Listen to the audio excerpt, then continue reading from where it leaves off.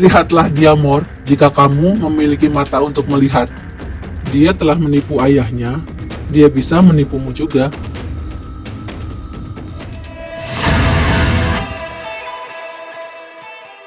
Halo, setelah cukup banyak kita mendengar kisah tentang mitologi Yunani, sekarang kita jalan-jalan dulu yuk ke kota-kota lain. Sepertinya banyak yang menarik juga nih di tempat lain. Kali ini saya akan bercerita tentang kisah tragedi Othello yang merupakan sandiwara karya William Shakespeare yang ditulis sekitar tahun 1602. Sandiwara tersebut bercerita tentang rasisme, cinta, iri, dan pengkhianatan.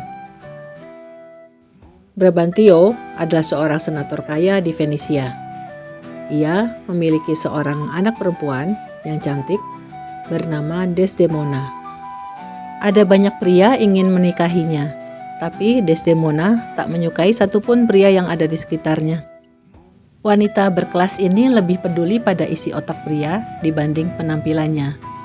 Desdemona jatuh cinta pada seorang pria berkulit hitam, seorang Moor bernama Othello. Moor bukanlah nama sebuah etnis, melainkan sebutan untuk bangsa yang tinggal di Afrika Utara. Moor merupakan campuran berbagai etnis dan merupakan penduduk Muslim yang tinggal di daerah Maghreb, Semenanjung Sisilia, dan Malta selama abad pertengahan. Maghreb adalah wilayah di Afrika Utara meliputi Mauritania, Maroko, Aljazair, Tunisia, dan Libya. Othello adalah prajurit pemberani dan menjalankan tugas-tugas negaranya dengan sangat baik, terutama dalam perang menghadapi Turki. Othello sering diundang ayah Desdemona ke rumahnya.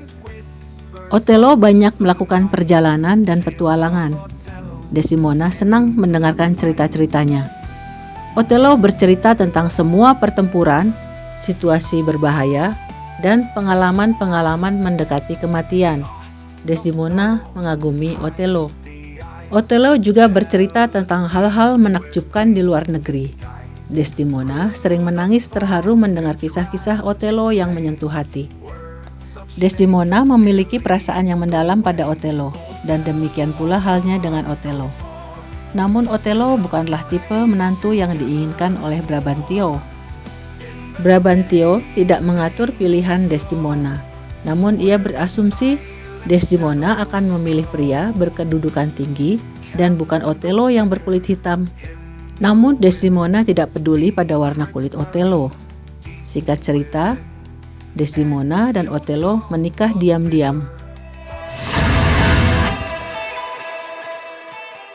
Drama Othello karya William Shakespeare ini sebetulnya diadaptasi dari cerita pendek yang ditulis oleh penulis Italia, yaitu Giovan Battista Giraldi atau lebih dikenal dengan nama Cinthio. Drama diawali dengan percakapan antara tokoh jahat Iago dengan Rodrigo, seorang pria kaya di Venesia. Rodrigo patah hati karena Desdemona telah menikah diam-diam dengan Othello. Ia sakit hati karena sebelumnya pernah meminta kepada ayah Desdemona untuk menikahi Desdemona, tetapi ditolak. Sementara Iago, seorang pengibar panji perang, juga mengungkapkan kekesalannya karena Othello telah mengangkat Michael Cassio yang lebih junior menjadi atasannya. Cassio adalah seorang letnan muda dan tampan di bawah komando Othello. Ia setia, sopan, dan pandai berbicara. Iago mendorong Rodrigo untuk memberitahu ayah Desdemona mengenai pernikahan rahasia Desdemona dan Othello. Rodrigo berhasil memprovokasi Brabantio, ayah Desdemona. Brabantio marah. Di saat yang sama ada berita bahwa Kekaisaran Turki akan menyerang Pulau Siprus. Siprus pada saat itu berada di bawah kekuasaan Republik Venesia. Brabantio tidak punya pilihan selain menemani Othello ke kediaman Adipati Venesia. Di sana kemudian ia menuduh Othello menggunakan ilmu sihir untuk memikat Desdemona.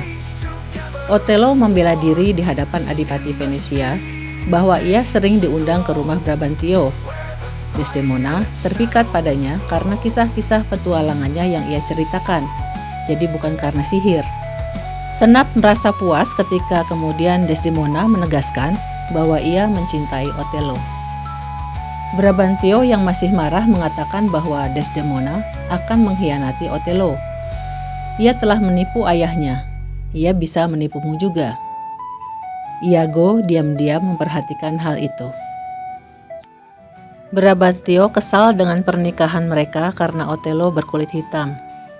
Brabantio yang menyayangi Desdemona dan memanggilnya dengan sebutan permata, akhirnya berkontribusi menanamkan benih ketidakpercayaan dengan mengatakan kalimat itu. Ketidakpercayaan yang bisa menghancurkan sebuah ikatan pernikahan. Kemudian Othello pun berangkat ke Siprus.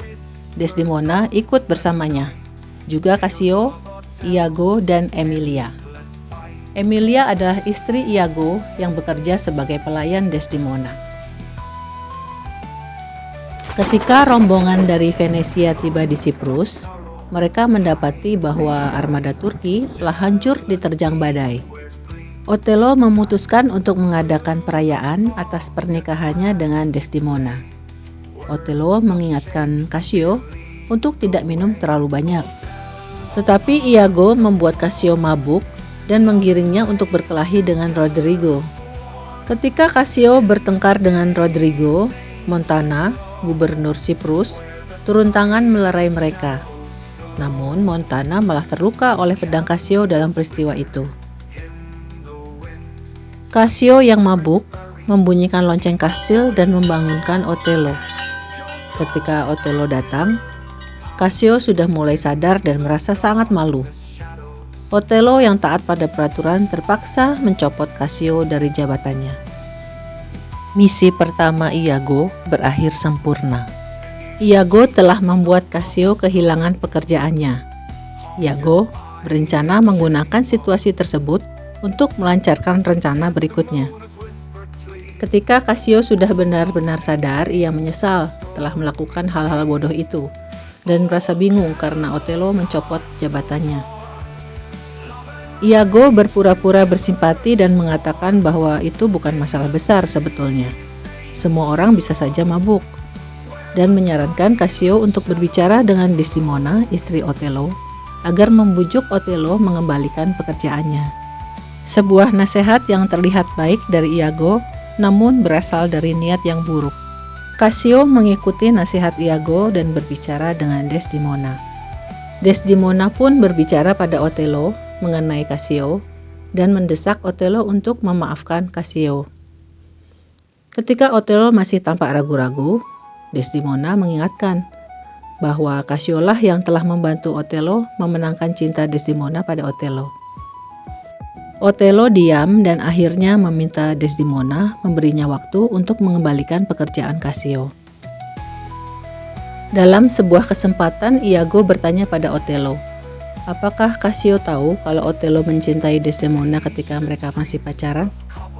Othello menjawab, ya, karena Cassio membantunya berhubungan dengan Desdemona beberapa kali. Iago pura-pura terkejut dan berkata, benarkah? Othello yang mempercayai Iago bertanya, apa yang ada di pikiran Iago? Tetapi Iago berlagak, mungkin dirinya salah dan mungkin Othello tidak akan menyukai pikirannya. Othello berkata bahwa ia tahu istrinya cantik dan pandai bergaul, tapi Othello perlu bukti bila ternyata istrinya tidak setia. Iago mengatakan ia tidak punya bukti. Tapi Iago memberi saran agar Othello memperhatikan istrinya ketika Cassio berada di dekatnya, dan ia mengingatkan Othello supaya jangan cemburu. Iago mengatakan bahwa ia lebih mengenal karakter wanita Venesia dibanding Othello. Iago mengingatkan Othello tentang perkataan ayah Desdemona. Kalau ia bisa menipu ayahnya, ia bisa menipumu juga. Sejak saat itu Othello merasa gelisah dan hatinya tidak damai. Iago telah berhasil menanamkan benih prasangka buruk di hati Othello. Pada suatu ketika, Desdemona tidak sengaja menjatuhkan sapu tangannya yang bermotif stroberi. Emilia, pelayannya, menemukannya. Namun ia berikan pada Iago suaminya, karena telah beberapa kali Iago meminta sapu tangan itu dengan alasan ingin membuat duplikatnya. Iago lalu menaruh sapu tangan itu di suatu tempat yang bisa ditemukan oleh Cassio. Otello yang gelisah sempat mencekik Iago karena tidak ada bukti. Tapi Iago meyakinkan Otello bahwa ia melihat sapu tangan dengan pola stroberi itu di tempat Cassio. Sapu tangan dengan pola stroberi itu adalah sapu tangan pemberian Otello kepada Desdemona. Otello yang dibakar kecemburuan menyuruh Iago membunuh Cassio. Tanpa mempertanyakan bagaimana sapu tangan itu bisa berada di tempat Cassio, Otello sudah memutuskan bahwa Cassio dan Desdemona harus mati. Desdemona tidak pernah memberi Cassio sapu tangan. Baik Cassio maupun Desdemona tidak melakukan hal yang salah. Di rumah Otello, Otello berpura-pura sakit dan menanyakan sapu tangan dengan motif stroberi itu. Otello mengarang cerita tentang unsur magis pada sapu tangan itu dan membuat Desdemona ketakutan akan kehilangan suaminya. Desdemona tidak bisa menemukan sapu tangan itu. Otello meninggalkan Desdemona yang kebingungan, dan ketika mereka bertemu lagi, Otello menangis. Desdemona bertanya, "Mengapa kamu menangis?" Otello mengatakan, ia bisa menghadapi masalah apapun, tapi pengkhianatan telah menghancurkan hatinya. Ia berharap Desdemona tidak pernah dilahirkan. Lalu ia pergi. Desdemona terkejut atas tuduhan palsu itu. Otello kembali ketika Desdemona tidur. Otello mencium istrinya sambil menangis dan itu membangunkan Desdemona. Otello mengatakan, "Berdoalah dan bersiaplah untuk mati." Desdemona memohon pengampunan dan mempertanyakan kesalahan apa yang telah ia lakukan. Ketika Otello mengatakan soal pemberian sapu tangan stroberi itu pada Cassio, Desdemona membantahnya. Namun Otello yang diliputi kecemburuan dan pengaruh Iago mencekik istrinya hingga tewas. Sementara itu di suatu tempat, Cassio berlumuran darah karena seseorang mencoba membunuhnya. Iago menyuruh Roderigo untuk membunuh Cassio, tetapi Roderigo hanya berhasil melukai Cassio. Cassio membalas melukai Roderigo. Sementara itu Iago menusuk kaki Cassio dari belakang dan juga membunuh Roderigo. Di saku Roderigo ditemukan bukti surat-surat yang menunjukkan bahwa Iago bersalah dan Cassio tidak bersalah. Ketika Otello mencekik istrinya, Emilia, pelayan Desdemona, menggedor-gedor pintu memanggil tuannya. Otello membukakan pintu dan Emilia melaporkan kejadian penusukan Cassio. Emilia terkejut melihat kondisi Desdemona dan bertanya siapa yang membunuhnya. "Aku yang membunuhnya," kata Otello. Emilia terkejut dan merasa ngeri. Emilia lalu bergegas keluar sambil berteriak, "Pembunuhan! Pembunuhan!" Teriakan Emilia membuat Iago, Montana, dan Gratiano, paman Desdemona, datang. Di depan semua orang, Emilia mengungkapkan kebenaran tentang sapu tangan itu. Otello mencoba membunuh Iago, tetapi tidak berhasil. Malahan Iago membunuh Emilia istrinya karena telah mengungkapkan kebenaran. Lalu Iago lari. Emilia direbahkan di samping Desdemona, lalu Montana pergi dan menyuruh Gratiano mengawasi Otello. Tidak lama Montana datang kembali membawa Iago bersama Lodovico dan Cassio. Lodovico adalah bangsawan Venesia kerabat Desdemona. Ia datang dari Venesia ke Siprus, membawa surat pemanggilan untuk Otello agar kembali ke Venesia. Otello berusaha kembali membunuh Iago dengan pedangnya, tapi hanya bisa melukai kakinya. Otello yang telah menyadari kesalahannya itu meminta maaf pada Cassio. Sementara itu, Lodovico menunjukkan surat-surat yang ditemukan pada baju Roderigo. Ketika Lodovico hendak menangkap dan membawa Otello pergi, Otello menikam dirinya sendiri dengan pedang Spanyolnya, dan dengan sisa nafasnya, ia menghampiri Desdemona dan menciumnya. Setelah itu, Otello pun mati.